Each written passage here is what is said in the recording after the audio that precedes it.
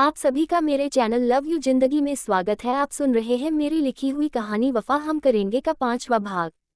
ईशानी को अपने यादों में अपने सीने से लगाए हुए रणविजय की आंखें बंद थी। चेयर पर बैठे बैठे रणविजय ने अपने दोनों बाहों को अपने सीने के आसपास लपेट लिया था, जैसे कि इन बाहों के घेरे में ईशानी खुद मौजूद हो। जाने कैसा सुकून था इस आलिंगन में। रणविजय के रेगिस्तान जैसे जल रहे दिल को ईशानी की छुबन से ही ठंडक मिल रही थी। रणविजय पूरी तरह से इस ठंडक को अपने में उतार लेना चाहता था। बरसों की तड़प धीरे धीरे शांत हो रही थी। अभी वह इन जज्बातों में पूरी तरह से डूबता। उसके पहले ही उसके कानों में दरवाजा नॉक करने की आवाज आई। रणविजय की यादों का सिलसिला टूट गया। वह जैसे नींद से जागा। यस कम इन। केबिन के दरवाजे पर नॉक सुनकर रणविजय ने अपनी आंखें खोली। यस कम इन। रणविजय अपने चेयर पर सीधा होकर बैठ गया। थोड़ी ही देर में उसकी आंखों के आगे उसका एम्प्लॉय सैम खड़ा था। Take your seat. रणविजय ने उसे अपने सामने बैठने का इशारा किया। Thank you sir. सैम अपनी कुर्सी पर बैठता हुआ बोला। काम हुआ? रणविजय ने पूछा। नो सर, आपके कहने के अनुसार मैंने द बेस्ट ग्रुप के पिछले 20 साल तक के सारे एम्प्लॉय की पूरे वर्ल्ड में हिस्ट्री ज्योग्राफी खंगाल ली है, पर उसमें कहीं भी ईशानी सिंह नाम की लड़की है ही नहीं। इनफैक्ट द बेस्ट ग्रुप की इंडिया में केवल एक ही ब्रांच है और वह भी नई दिल्ली में है, और वहां पर भी इस ग्रुप में कोई भी एम्प्लॉय हिंदुस्तानी नहीं है। सारे एम्प्लॉय अमेरिका से ही गए हुए हैं और उनमें से किसी की भी वाइफ तो दूर गर्लफ्रेंड का भी नाम ईशानी नहीं है। सैम ने अपनी पूरी रिपोर्ट रणविजय को दी। उसने कुछ पेपर के साथ एक तस्वीर रणविजय के आगे कर दी। रणविजय ने एक सरसरी सी निगाह उस तस्वीर पर डाली और सैम के आगे द बेस्ट ग्रुप का इन्विटेशन कार्ड कर दिया। Our next target. सैम ने रणविजय के हाथ से कार्ड पकड़ लिया और उलट पुलट कर देखा। द बेस्ट ग्रुप, ये तो इसके एनुअल फंक्शन का कार्ड है, और कल सुबह 10 बजे इसका एनुअल डे मनाया जा रहा है। क्या करना है इसके साथ? सैम ने पूछा। दिवालिया। कल सुबह 10 बजे तक ये रोड पर आ जाना चाहिए। रणविजय नपे तुले शब्दों में बोला। जल्दी ही हो जाएगा और आसानी से हो जाएगा सर। वैसे भी द बेस्ट ग्रुप हमारे से बहुत पीछे हैं। सैम ने कहा। आसानी से और जल्दी से ही होना चाहिए, वरना मुझे कॉम्प्लिकेशंस पसंद नहीं। डॉट उद्धरण चिन्ह। रणविजय ने हाथ में ली हुई पेन को गोल गोल घुमाते हुए कहा। मेरे रास्ते में जो कॉम्प्लिकेशन क्रिएट करता है, मैं उसे फिर कंप्लीट भी नहीं रहने देता। खट की आवाज के साथ रणविजय के हाथ में वो पेन टूट चुका था। मैं समझ गया सर, कल सुबह की न्यूज की हेडलाइन में इसके रोड पर होने की खबर होगी। उद्धरण चिन्ह। सुबह किसने देखी है सैम? मुझे आज शाम तक, मार्केट बंद होने से पहले, यह इस दौर से बाहर दिखना चाहिए। रणविजय ने सामने लगी हुई एलईडी स्क्रीन पर इशारा करते हुए कहा, जहां की द बेस्ट ग्रुप के शेयर के दाम ऊपर नीचे हो रहे थे। Okay sir. सैम तेजी से बाहर निकला। रणविजय ने हाथ में लिए हुए पेन के दोनों टुकड़ों को डस्टबिन में फेंक दिया और दूसरे हाथ से अपना माथा मसलने लगा। पिछले कुछ दिनों से उसके सर का दर्द काफी तेज बढ़ रहा था, जिसे कि वह अपने काम के चक्कर में सिरे से इग्नोर कर रहा था। तभी उसकी निगाह उस फोटो पर पड़ी जो कि सैम उसकी टेबल पर छोड़कर गया था। रणविजय ने अपने हाथों में वो तस्वीर उठा ली और गौर से देखने लगा।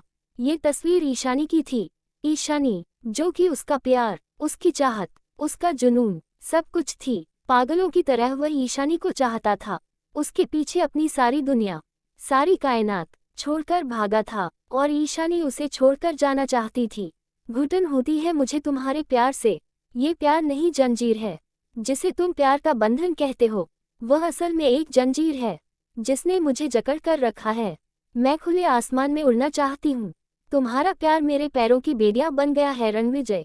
मैं इसमें अपने आप को नहीं बांध सकती। क्या मिला तुम्हारे साथ रहकर मुझे?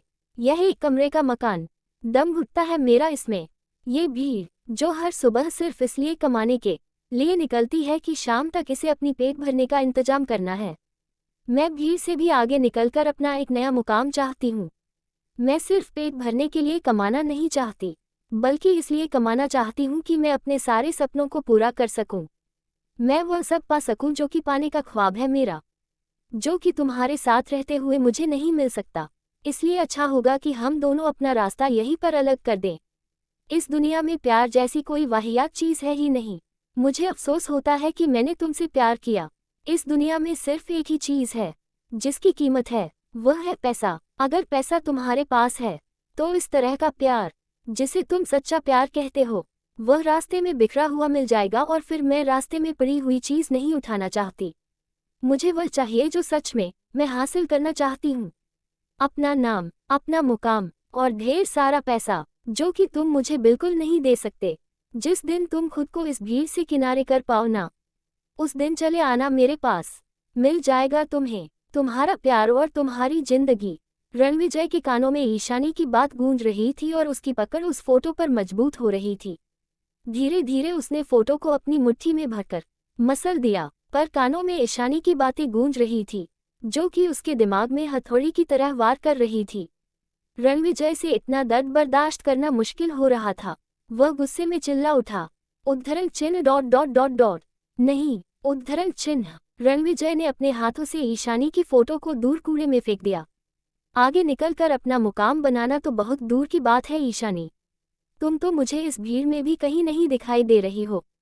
पर चिंता मत करो, मैं तुम्हें ढूंढ लूंगा, जरूर ढूंढ लूंगा, क्योंकि मेरी एक चीज जो तुम्हारे पास रह गई है वह मुझे वापस चाहिए, मेरा प्यार, मेरी जिंदगी। इसको लेकर तुम चैन से पाताल में भी नहीं सकती। मैं तुम्हें पाताल में से भी ढूंढ कर ले आऊंगा, बस तुम देखती जाओ। आज मैं उस भीड़ से आगे ही नहीं निकल चुका, बल्कि बहुत ऊपर उठ चुका हूँ। इतना ऊपर कि तुम भी मुझे कहीं नहीं दिखाई पड़ रही। इसमें भी तुम्हारे लिए खुश होने की कोई बात नहीं है, क्योंकि मेरी नज़रों से बच नहीं पाओगी तुम। कहीं ना कहीं तो तुम मुझे जरूर मिलोगी, और मैं तब तुमसे सूद समेत वापस लूंगा अपना प्यार और अपनी जिंदगी। रणविजय का गुस्सा बढ़ता जा रहा था और इस गुस्से के साथ साथ उसके सर का दर्द भी। रणविजय ने अपने सर को अपनी दोनों हाथों में थाम लिया, लेकिन दर्द रुकने का नाम नहीं ले रहा था।